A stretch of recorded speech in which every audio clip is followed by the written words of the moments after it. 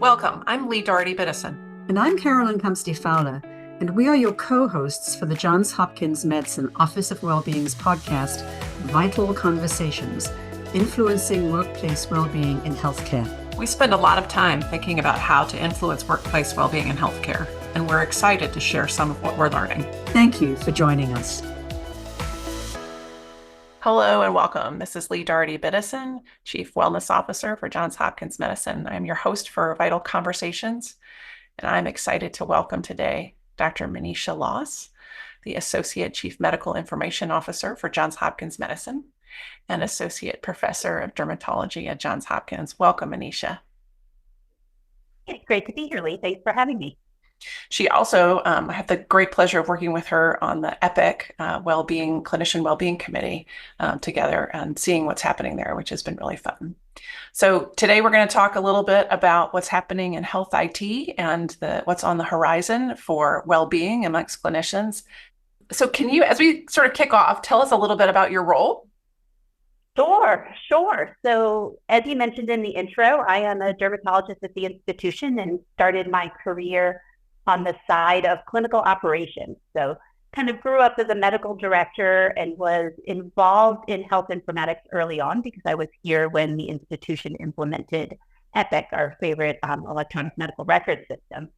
And then about 2 years ago, I had the opportunity to come into the role of the Associate Chief Medical Information Officer. And really, I spend my time focusing on how to optimize the use of our EMR, but also other health information systems that enhance both patient care and our operational efficiencies. That's fantastic. So we're going to dive right in and just wanted to hear from your thoughts on, everybody's got thoughts on this, right? But your thoughts on what do you think our main priorities need to be in terms of clinician well-being and interfacing with EPIC and with other healthcare technology? So I think it's actually pretty simple. I think that technology should make our world, our jobs, our interactions with people easier, not more cumbersome. And I'm afraid that many of the technologies that we have brought in seem to really be more of a hurdle or a barrier to us doing that. And I think that these technologies should be a tool that help bring us, patients, physicians with their patients, or even physicians with physicians closer together. And I'm reminded about, those interactions you have with patients, and at least in the ambulatory setting, where a patient comes in and you have actually received their medical records, or they're part of a system where we can see their external medical records in our system, and we review those. And a patient comes in and you talk with them about things and they're elated, right? That's what the EMR is supposed to do for us. It's supposed to make people feel like they're understood and they're known, especially when it comes to content or information that it's hard for them to explain because they might not understand it. And so I think really it's that simple. It should make our jobs easier and it should bring us closer together. So how are we going about that as an institution at Johns Hopkins? In thinking about that question, I was reflecting on how we've done that until about a year and a half ago. And I think historically, we've done that by trying to train and educate ourselves out of a hole, right? And not to, diminish the importance of doing that. But I think traditionally, we've tried to say, well, let me just give you some classes to make you more efficient, right? Let me teach you how to use dot phrases or more classes, yay. Exactly. And let me give you more things to remember on how to do your job, right? Because your job wasn't complicated enough in the beginning. But right. Let me tell you 3 different ways to figure out how to do the one thing you need to get done today. And I think that has led to a lot of the frustration, and I think the burnout that we see amongst our colleagues and ourselves at times. When you're trying to click around the screen because it's so busy and you can't figure out how to do what you need to do.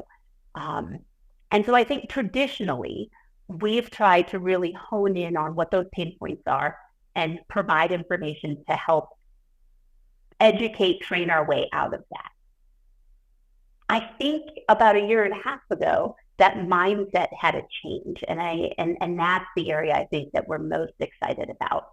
And that is, how can we really refocus to have technology do things for us that make our jobs simpler? How can we, reduce that cognitive burden because the technology is actually bringing things forward or taking care of a few of the steps for us that traditionally weighed us down.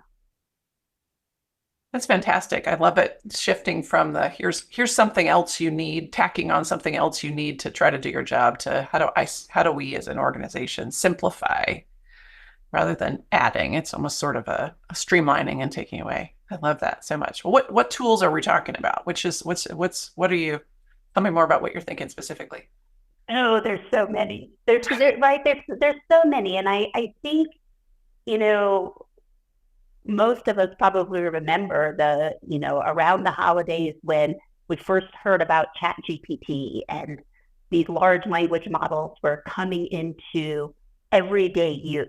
And there was this explosion of excitement around how can I use this to, answer questions for my kid or to make my grocery list, or right. We remember the excitement around Siri or Alexa in our house. And all of a sudden, about a year and a half ago, we had this opportunity to really figure out how to use those technologies in our workplace. And so I would say there are a couple of different ones that we're most excited about. And I thought we'd start by talking about AI Scribe, because I think that People love that idea. People love that idea, right? And the excitement around, whether we call them digital scribes or virtual AI scribes, really the concept is, how can I use artificial intelligence assistant, right? Co-pilot is a term that's kind of been dubbed in the industry, to really help me with my clinical documentation. And so at a very basic level, to kind of start from the top, these virtual AI scribes are AI-powered assistants that are designed to help us with our clinical documentation. And really, it listens to a patient and a provider-physician conversation during the encounter and automatically generates a detailed note. And it takes that administrative burden of, let me listen and transcribe in real time. Or in my generation, right, I trained to where I had to listen, scribble some notes, and then I had to recall in a dictation after the fact, right? I had to re-put that story back together after the fact. Really what this does is it decreases that administrative burden in real time, because it uses ambient AI technology, which is really this kind of unobtrusive, seamless technology in the background where the tool is listening. And not only is it just word for word transcribing the conversation you're having, it's turning that transcription using natural language processing into a SOAP note for you. So it's been trained to decipher what is background chatter about your grandkids or your golf game this weekend from what is relevant medical content to the visit at hand. And it teases those things apart in order to generate a note that includes what we would traditionally have to parse out in our mind into the various different parts of a note. It does it in real time. When we use systems that are supported by the institution, it does it in a compliant and a secure way. And it creates this efficiency because it generates that content. It generates that note within minutes. So you can go, instead of, we call it context switching, right? So instead of going from listening to the conversation to doing a physical exam and coming up with your medical decision making and then having to step out, and if you're in a training environment, right, you might be listening to someone telling you this and putting it all together. In these scenarios, when you come out, the note is in front of you. And so you're not having to piece together the different components of it in order to clean it up. Now, it's very important that I emphasize that these tools are intended to assist you in your work. They are not perfect. They still require that you read the content, that you ensure accuracy, that you ensure there's no omission. You also need to ensure that it didn't add anything that's not true, right? So you've heard about hallucinations in some of these language models where it adds content in that isn't accurate. I've actually not heard about hallucinations. Wow. Yeah. So some of these language models will essentially make up what it thinks should be in the context. And so in the world of what you and I do and our colleagues do, it's important to remember that these tools don't replace what we were doing before. Right. They're simply intended to be, again, your co-pilot, your assistant, and decrease that cognitive load where you're having to do that while, attending to the family members in the room or putting in orders. It's really intended to help provide you with an outcome, a product, which is the note, that you then still need to refine. So does it work for everybody? Yeah, so that's a great question. And I think the example that I think is most analogous is in our world, we talk about using medications on label and off label.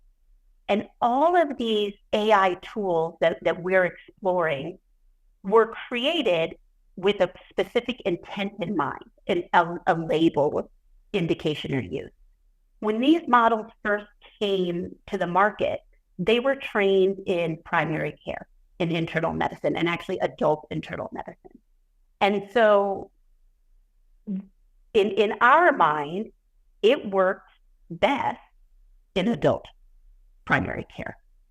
Now, that being said, these models are evolving. The language models that they're using to train them are evolving rapidly.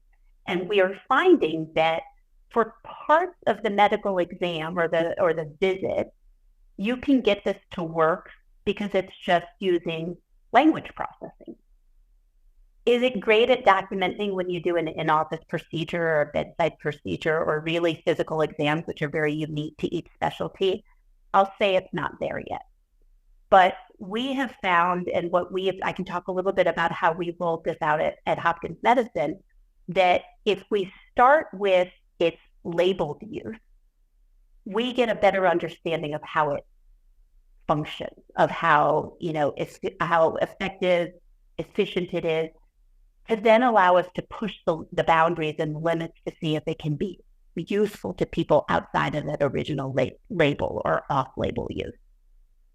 So just to dive into where we are at Hopkins, in October of 2023, when these tools or these vendors came to market with these tools for us, we rolled this out originally in primary care. We did it at Johns Hopkins Community Physicians, which is a close network of physicians where we have a lot of engagement.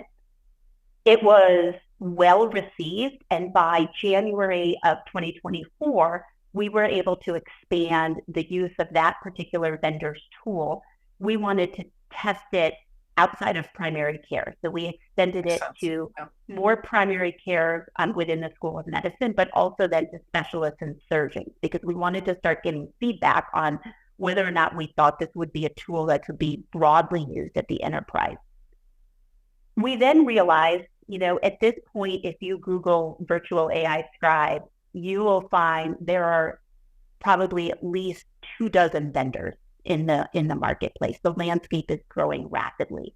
And we wanted to ensure that we were looking for vendors that would be great partners. And so we decided to do a head-to-head trial, and we brought in a second vendor.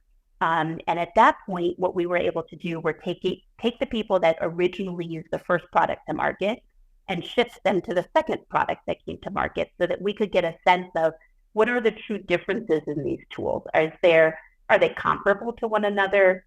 Are they as easy to use, right? One of the things that's so important when we talk about technology is how do we get people to adopt it, right? And I don't know how you feel, but when your phone has an upgrade, is it easy or is it hard for you? right? When it's time to get a new phone or a new laptop, how accepting are you of that change? And we recognize introducing these tools into an already stressful job environment, work environment. We want that to be less burdensome for people. And so doing the head-to-head comparison helped us to really get a better understanding of what it meant for an individual physician to switch from one tool to the other. When we did that switch to the second vendor, that vendor's tool allowed us to expand to people beyond ambulatory medicine. So the original tools were intended to be used by people who have patients on a schedule. So you would click the scheduled patient and then start the recording. The second vendor allowed us to expand to the emergency department and hospitalist because it's not based solely on a scheduled patient visit. And so at that point, we shifted our users to the new vendor. And then we also were able to bring in another set of new people, including trainees, which I think is a fascinating area to really study what these tools mean for, higher education and medical training. And so we are right now running our head-to-head trial. We have 2 vendor systems live in our production environment, and we're hoping to pick a partner in this kind of competitive vendor landscape by the summer. It's really exciting. Tell me, gosh, so many questions. Tell me a little bit about. Let's start with what is this like for patients? What's the feedback from patients? Yeah, so a couple things to just highlight and keep in mind as we talk about that experience. I have to throw in the one thing that's really important from kind of a regulatory or a compliance standpoint. For those of us that practice in the Maryland area or in the Mid-Atlantic area, Maryland is a 2-party consent state as far as audio recording. And so it's very important that we have open conversations and be transparent with our patients, family members, staff, right? Students that are coming in and out of the rooms potentially, to ensure that people know that they are being recorded. And so we've worked with legal and with some of our patient education liaisons to really talk about how do we introduce this to patients, right? How do I say, is it okay if I use this technology or this tool that's going to help me focus more on you and what brought you into the office today so that I don't have to be behind the computer? So that's the first thing I would say is we've really tried to emphasize the importance of being transparent about using this, because I think that engages the patient and their family members to know that we're really just trying to be more present with them. I will say that we have had only a few reports of patients who are not comfortable with the idea of being recorded. And some of the feedback we've received has to do with, one, the content of what they're there for. And so if it's something that is, hard for them to express, we have found that sometimes those visits turn people off from the recording aspect of this. The second piece of feedback that I think is interesting and we should study a little bit more is there seems to be a little more hesitancy amongst people in healthcare. And so we've had a few people, patients who are clinicians. Patients that are on the clinical side. And so I think that would be interesting to study and explore once we start really delving into the patient experience side of it. It is super interesting. Yeah. Wow. Okay. By the way, just on the 2-party consent thing, I just to tell everyone, Manisha did consent to being recorded for this podcast. And so did I. So where, I guess, gosh, again, where are we headed with you mentioned sort of making a decision about this summer, like, and hopefully developing or identifying a key partner for this summer. So let's just presume that all goes smoothly, and what, I guess the question is sort of what's next? Yeah. Our team that has been looking at these technologies and looking to roll them out are keenly interested in, one, making sure that as we do this, we study the impact of this on our workforce and our patients and on their outcomes. And so, we are really trying to partner with some of the researchers at the institution that study human factors engineering, implementation science, how we make decisions in healthcare, the business of medicine, right? These tools are not free. And so I think there's many other aspects around the decision making that are going to really drive how this plays out at the institution. I will say our primary focus has been from the beginning, how can we improve the well-being of our clinical workforce? And we know, right, that these aren't free and they are going to come with a cost.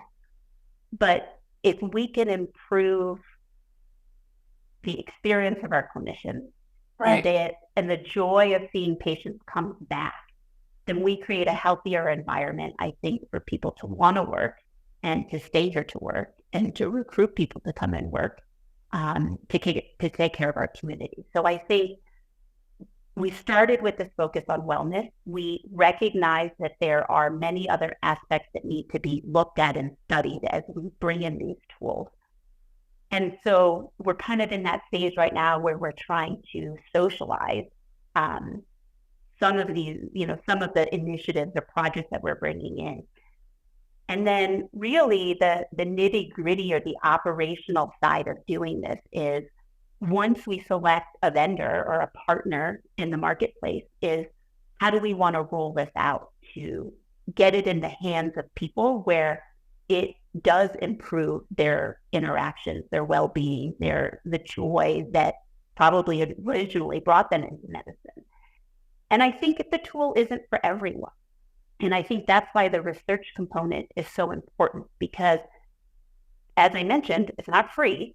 So we want to be sure that we get it in the hands of people where it is going to improve their experience, right? Their well-being. It's going to make their interactions better. It might make them more efficient. We're not sure about that. It might mean that they may want to see more patients. They may not want to see more patients. They may just want to get to go home at 5 o'clock and not have to chart after their kids go to sleep.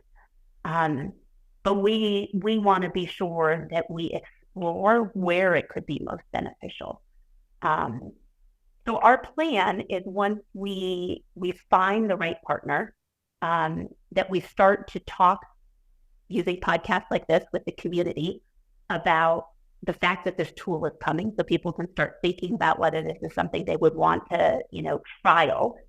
In our pilot, we've only been able to put so many people into the pilot because we only have so many licenses. But going forward, this would be something that, in the same way you might buy Microsoft Office tools on the marketplace because you like to use Word or you like to use OneNote. This would be something you could just purchase through the institution because we would have a contract with a vendor to do this. And then you get to use it in your practice. We do know that it will start in the ambulatory setting. And Sure. so we're gonna focus just based on the technology and how it integrates into our EMR. We'll start in the ambulatory setting. The two vendors that we are, really seriously considering have plans to make this available to ED docs and hospitalists going forward. So that is definitely on their roadmap. And so then we'll get it into the hands of people and we'll figure out how to pay for it, which is a tough piece of it. But, my initial conversations with some of our clinical leaders at the institution is the joy that Human Scribe brought people was impactful. The problem is human scribes are human scribes, right? We have a workforce problem. Sometimes they come, sometimes they don't. Sometimes their quality is variable, and they're very expensive. So this is really potentially an option which drastically drives the cost down and becomes more reliable at the same time. Sounds like a win-win. Yeah. Super exciting.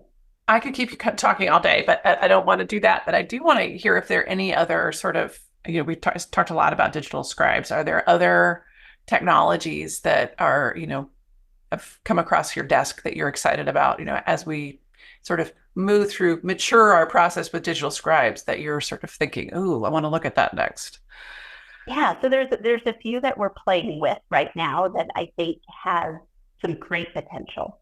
So I probably don't have to spend too much time, but just as a reminder, coming out of the pandemic, our community's use of the patient portal, or what we call MyChart at Hopkins, grew exponentially, right? People got Right. connected to healthcare remotely. And that led to a massive influx of what we call in-basket messages, or basically emails from patients about health concerns. Right. And one of the challenges we faced with that shift in how we deliver healthcare was we flooded the recipients with just a hodgepodge and a sundry of messages that weren't all clinical. Right. And we had built our framework of how we delivered that care on a large body of clinical expertise. So sometimes the messages went straight to doctors, sometimes it went straight to nurses, sometimes it went to, certified medical assistants, or there were different pools of people that would look at it. It varied a little bit, but it was a skilled labor force that was the pool that received those messages.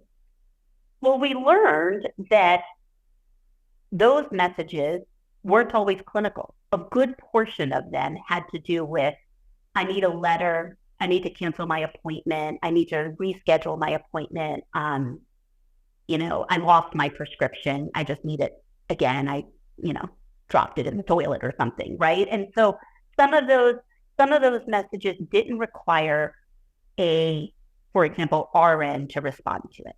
Right. And this gets us into that realm of scope of practice. How do we get our workforce to work at the highest level in their, within their scope of practice? And we were struggling because there was no way to tease out what all these messages were. So one of the projects that our team really worked, with experts in data science and AI was, can we train a system to tag messages to tell us, are they clinical or are they administrative? Let's start very simply. Because if we did that, we could respond to patients in theory quicker, because right now it's first message in is first, right? Is the message that goes out. There's no triage within there without somebody having to read every message that comes into your in-basket. And if we could divide them up and say, well, these are non-clinical messages, our front desk or patient service coordinators could handle these, versus we need really RNs or CMAs to deal with some of the clinical messages. That would help us respond to patients quicker and use our labor force at the highest level of their skill. More effectively, which is always a goal. So we embarked on this great project with some partners to really see if we could train a model to help us do that effectively. And so we're super excited that this model we started in primary care because the language models that have been developed with some of these vendors in the marketplace were really already looking at that kind of primary care data. So we started in primary care, and we've been categorizing messages, tagging them to be clinical administrative. And now we're expanding that project to look at surgical messages. Is there a way that we can do that in other fields and other specialties? So that project's super exciting, and we're hoping will continue to kind of roll out. The second project that we haven't touched on that also has to do with in-basket has to do with, can you draft a response to a patient for me based on what they sent in?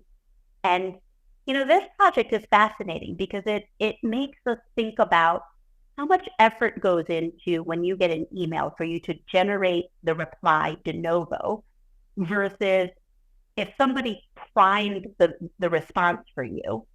Or does that work with how you think about things, or is reading what somebody prompts more of a cognitive load or burden for you? And so in this project or this initiative, we're using this auto draft response or this response technology to see when the in-basket message comes in, can I prime it? Can AI prime the response to send the message back. It's been interesting. Some of our colleagues on the West Coast that started with this and have done some studies around it have found that it hasn't necessarily made us more efficient. The one thing that we have learned is it has made us more empathetic. And so what's fascinating is that, you have to prompt the AI tools in order to draft the message back. So if you've ever used ChatGPT, you have to ask it a question. You can tell it to be kind. You can tell it to be angry. You can prompt it to respond. We find in the literature that's been published that we tend to respond to messages somewhat curt, right? We're a little short sometimes because we're busy and we got some messages to respond to. And so you might send back a very quick response without the, dear Mr. Biddison, thank you for your message. Sorry to hear you've been having this concern. Here's what I would recommend. And so these tools help us respond in a way that I think keeps us a little bit more empathetic. The thing that's tricky is that these tools can't give clinical advice. They're actually prompted to not do that. And so it comes down to whether or not you're somebody who would accept the, let's call it flowery response, versus would you rather prefer you just respond to your patient with a simple answer. So more to come on those tools. One area where we're exploring the role of that tool is actually not from the physician response, but could this be something that could help our nurses or our clinical staff respond to messages? And ultimately, is this something that would help our administrative staff respond to some of the responses they get by decreasing their kind of cognitive load and burden in responding to messages? So I think more to come on that project. We've got to find the right place for it, but I do think that it has potential. I just love all of this. It's so exciting to see what the future holds.